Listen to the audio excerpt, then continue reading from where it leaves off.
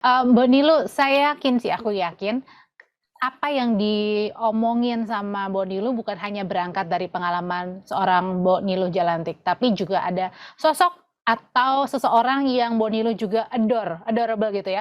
Saya nggak tahu siapa, tapi kira-kira mungkin Mbak Nilu bisa kasih gambaran nggak? Kira-kira siapa sih sosok yang menginspirasi Mbak Nilu sehingga apapun yang Mbak Nilu lakukan, yang omongkan itu juga menjadi sumber inspirasi buat orang juga. Kalau sosok perempuan itu ada mama, ada juga bibi-bibinya Mbok Niluh, yaitu adik-adiknya mama. Mereka di mana mereka besar dan dilahirkan di kampung, jadi kita dibesarkan dalam suasana yang kalau boleh dibilang sangat sederhana. Dan kami dikelilingi oleh hampir semuanya perempuan di keluarga. Jadi kami memiliki ability untuk speak up itu karena memang lingkungan kami mensupport untuk itu gitu kan.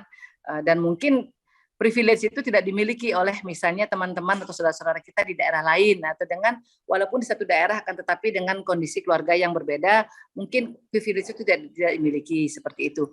Nah, dari mama lah Mbak Niluh belajar mengenai kemandirian, mengenai bagaimana jika kita menginginkan sesuatu, we have to earn it, gitu. We have to deserve it. Jadi bukan sekedar misalnya menengadahkan tangan minta gitu, enggak gitu loh. But we have to earn it and we have to deserve it. Nah, kalau misalnya untuk untuk Mbak Niluh bisa sampai hari ini bisa duduk, bisa bicara dengan kalian, bisa ngobrol dengan kalian dan juga bisa memberikan penyemangat dengan kalian, ya Mbak Niluh berkaca kepada misalnya beberapa tokoh publik yang tidak hanya perempuan, akan tetapi juga ada pria juga, yang salah satunya adalah Basuki Cahayapurnama. Beliau adalah secara tidak langsung adalah mentor Mbak Niluh dalam Mbak Niluh menjalankan aktivitas dan juga perjuangan Mbak Niluh untuk melayani masyarakat walaupun berada di luar berada di luar garis birokrasi ya.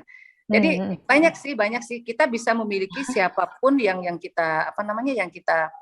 kita harapkan bisa menjadi mentor kita, bisa orang terdekat, bisa juga orang-orang yang misalnya kisahnya kita baca di buku-buku.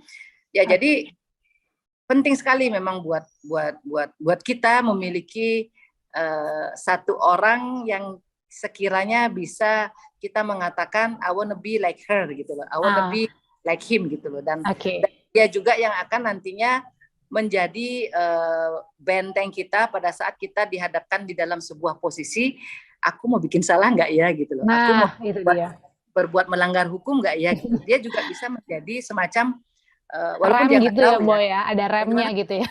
Ada remnya gitu loh. If he was me, what he's gonna do gitu kan. Nah, selain itu juga ya kita harus takut sama Tuhan. Kalau kita kalau kita kan ada istilah sekarang di Indonesia, jangankan sama orang tua, Tuhan aja nggak ditakuti gitu kan. Dan sekarang kan meme-nya lucu-lucu tuh kayak gitu-gitu kan. Ya, jadi kita harus takut sama Tuhan dulu.